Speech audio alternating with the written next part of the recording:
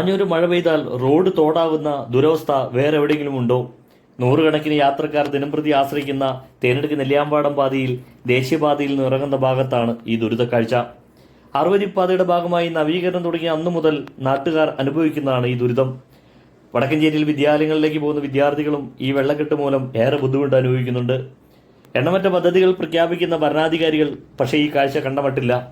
അധികാരികൾ നിശബ്ദം വെടിഞ്ഞ് പ്രശ്നത്തിന് പരിഹാരം കാണണമെന്ന ആവശ്യം ശക്തമാകുന്നു.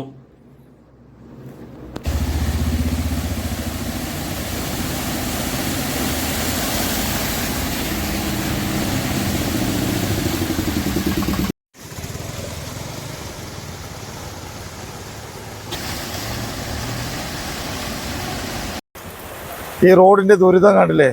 ഇത് നോക്കൂ, എത്ര മോശമായിട്ടാണ് കിടക്കുന്നത് റോഡ്. ഒരുപാട് വിദ്യാർത്ഥികളും കാര്യങ്ങളെല്ലാം ഇതിൽ കൂടെ പോയിക്കൊണ്ടിരിക്കുന്നതാണ്. പണി മാറിയിട്ട് ആളുകൾ ഒരുപാട് പേര് യാത്ര ചെയ്യുന്നതാണ്. വണ്ടികൾ വന്ന വണ്ടികൾ മുഴുവൻ വെള്ളം കയറിയിട്ട് പല പ്രശ്നങ്ങളും ആയിക്കൊണ്ടിരിക്കുകയാണ്.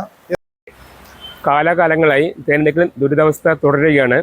സഞ്ചാരയോഗ്യമല്ലാത്ത രീതിയിൽ വിദ്യാർത്ഥികൾക്കും പോകേണ്ട ദുരവസ്ഥയാണ് വന്നുകൊണ്ടിരിക്കുന്നത്. തേനെടുക്കിൽ ഇപ്പോഴത്തെ വെള്ളക്കെട്ടിന്റെ പ്രധാന കാരണം റോഡിന്റെ അശാസ്ത്രീയമായ പണികളിലുണ്ടായ അപാകതയാണ്.